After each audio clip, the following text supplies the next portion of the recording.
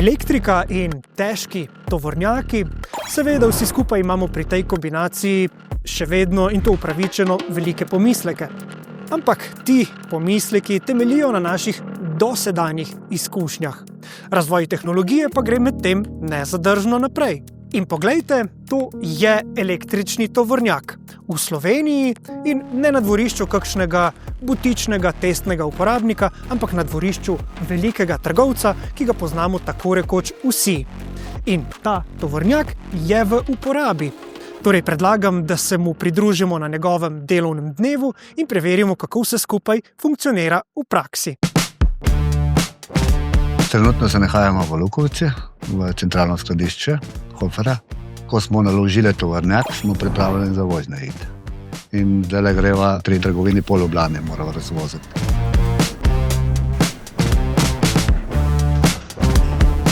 A je ta tovornjak nek reklamni pano za vašo družbeno odgovornost ali je to dejansko učinkovita zadeva, tudi ko govorimo o poslovnem vidiku? Dejansko se je tovornjak izkazal kot ekstremno zanesljiv v vseh razmerah, da lahko nemoteno dostavljamo vseh 93 trgovin po Sloveniji, brez nekega zadržka, da bo obstal na nekem klancu, da se ne bo vrnil nazaj.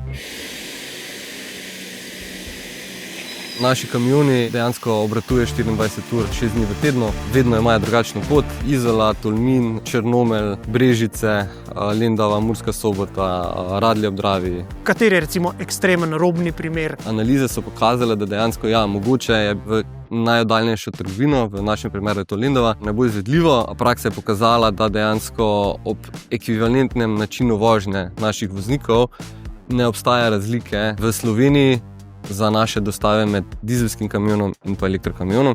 Torej, dejansko lahko dostavljamo vseh 93 trgovin z elektrokamionom enako kot z dizelskim pogonom. Se pravi, o kolikšni kilometrini govoriva na dan za tak tovornjak? To odvisno je seveda od specifike ture, ampak lahko rečem, da povprečje nekje med 350-450, zdaj odvisno od situacije. Koliko kilometrov ste že prevozili s tem kamionom? Trenutno imamo 39.946 km, to se pravi slabih 40. Torej, to je že vse na redu kot dostavni tovornjak za Hofer. Tako, kilometri se kar delajo.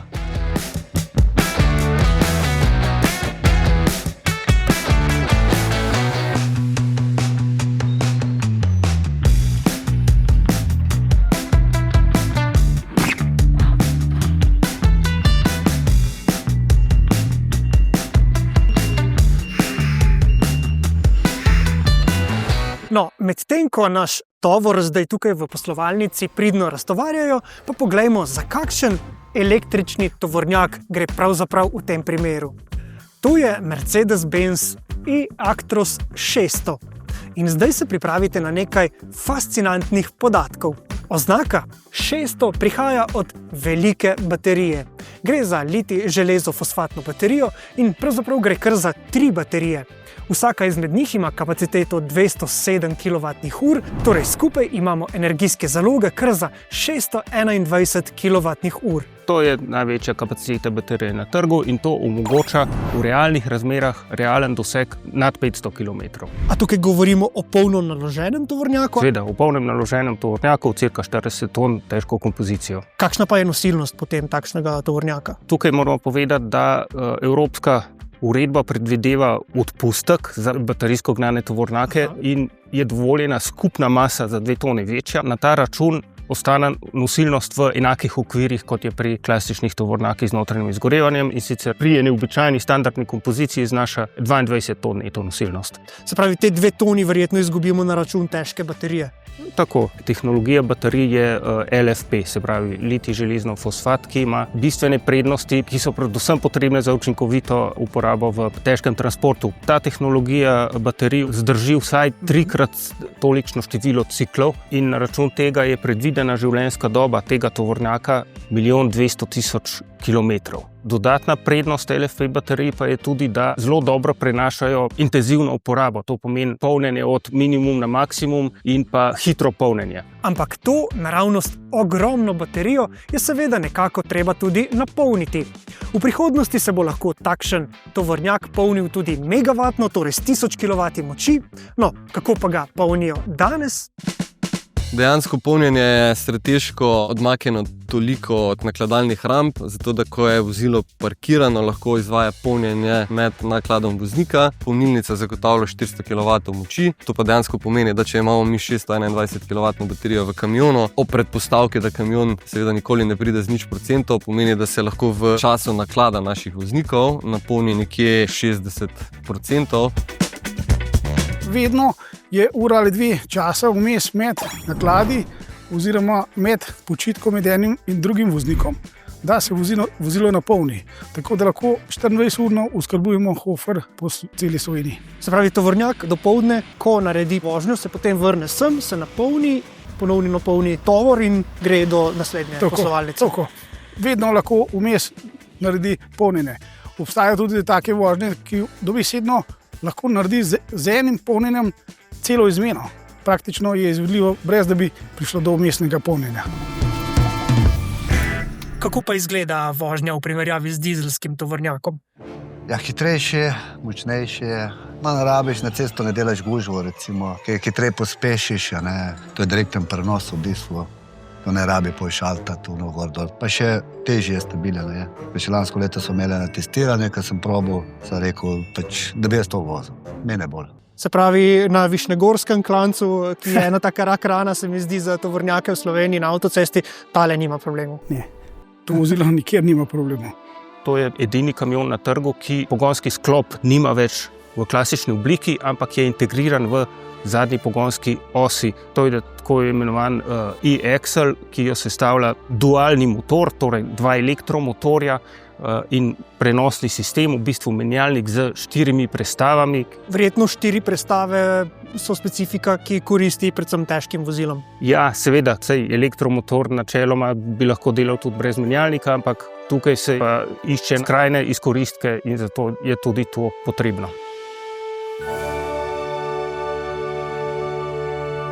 Kaj so še prednosti električnega tovornjaka? Se trudimo zagotavljati tiho, neslišno dostavo do naših trgovin.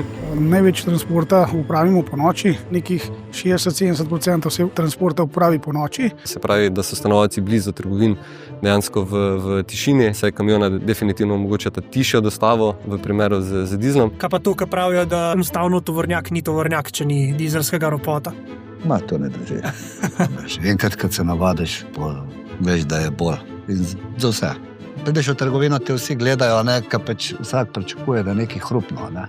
Pa gledajo, vsi smo imeli že prve dneve slikanje, tisti pa ne ve, tako. Zgleda pa enako, ne? Ja, zgleda enako, tovornjak. Čeprav se pri nas večinoma še sprašujemo o smiselnosti električnih avtomobilov, z električnimi tovornjaki Slovenija nekako stopa ob bok ostalim evropskim državam, kjer so takšne flote že zelo obsežne. V voznem parku v Sloveniji je še vedno velika večina dizelskih tovornjakov. Zelo veseli pa smo, da smo lahko na slovenski trg pripeljali prva 2 e-Actrosa in dokazali, da to ni več samo eksperiment, ampak da je vozilo povsem pripravljeno za običajno cestno uporabo in da ga transportna podjetja lahko koristijo enako učinkovito ali pa še bolje kot pa dizelske tovornjake. Najlepše je za neko dostavo v primeru neke države, vsako vozilo se drži nekega svojega centra. Torej Slovenija, čeprav razumem, je za to praktično idealna. Je primerna. Mi smo zadevi v Sloveniji pionirji, kar se tiče elektrifikacije. Seveda, vso zadevo smo dobro prekalkulirali skupaj s podjetjem, s partnerjem Hofer, za katere so oni vložili v polnilnico, v kamione. Mi smo predlagali investicijo v električne vozila. Kalkulacija je, na neko dobo nekih 4-5 let. Kaj pa primerjava elektrika in dizel? V našem poslovnem modelu oziroma v našem sistemu dejansko dizelsko vozilo porabi nekje 3500 do 3800 litrov dizla. Koliko pa električne energije? Preverjen podatek na podlagi večjih mesecev je, da dejansko vozilo porabi nekje med 100 in 120 kW na 100 km. Če dejansko vozilo opravi 10.000 km na mesečni ravni, je to potem precej velika številka. Trenutni modeli so, da nekje med 25 in 35.000 kW porabimo na mesečni ravni. Trenutna zadeva je spodbudna v primeru ekstremne podražitve. Zna biti mogoče težava. Ekstremne podražitve govoriva elektrike, ja. A se dovolj spodbuja električni transport? Električni transport se odlično spodbuja na področju osebnih vozil, skoraj še bolje na področju mestnega javnega prometa. Govorimo o električnih avtobusih. To je žal drugo poglavje, ampak zelo ponosni smo, da tam uspemo prodati veliko električnih avtobusov. Na področju težkih tovornih vozil, se pravi transporta blaga, pa teh spodbud praktično ne čutimo. In tu bi lahko država naredila več korakov, ali bi bila to subvencija po sistemu, kot jo imamo pri osebnem programu, se pravi nek delež osnovnega nakupa vozila, ali bi bil izvzem iz cestninskih postopkov, cenejše registracije, karkoli bi bilo, bi prišlo prav v primeru resnične želje zmanjšanja emisij na slovenskih cestah. Se pravi, Evropska unija je sprejela sklep o postopnem zmanjševanju emisij novih težkih tovornih vozil z jasnimi mejniki. Proizvajalci, trgovci smo se temu prilagodili, spodbujamo, razlagamo, ponujamo vozila, ki so absolutno pripravljena. Tudi sami uporabniki verjamem, da se bojo po začetnih dvomih orientirali in uporabljali vozila, ker se jim bo splačalo, če jih bojo lahko na tak način, kot uporabljajo tudi zdaj dizelske tovornjake.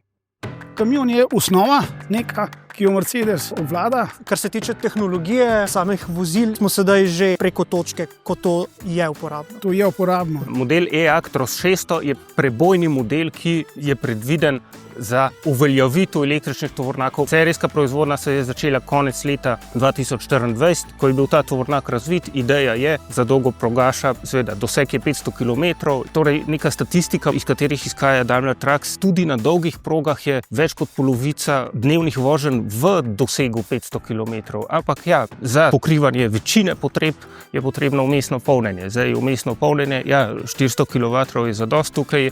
V primerjavi z osebnimi avtomobili imamo prednost, da je tako predpisana za voznika pauza in bi tisto pauzo bi se tak tovornjak napolnil. Zdaj infrastruktura postopno sledi, ni pa še tiste prelomne točke, da bi bilo to, da je. Da bi se na parkirišču verjetno 20 tovornjakov skupaj polnilo, do tukaj nam še kar precej manjka. No, recimo, da je to nekje, so še izzivi na tem področju. A je možno, da bi v prihodnosti celotna vaša flota tovornjakov postala električna? Zelo dobro vprašanje. Zdaj, trenutno ne, iz preprostega razloga, ker je tehnologija oziroma omrežje v Sloveniji ali pa na našem področju še zagotovo premalo razvito. Tukaj, da dejansko upravljaš 20 in več kamionov v neprestanem pogonu, potrebuješ res ogromno, se pravi dovolj moči, ki je trenutno ni.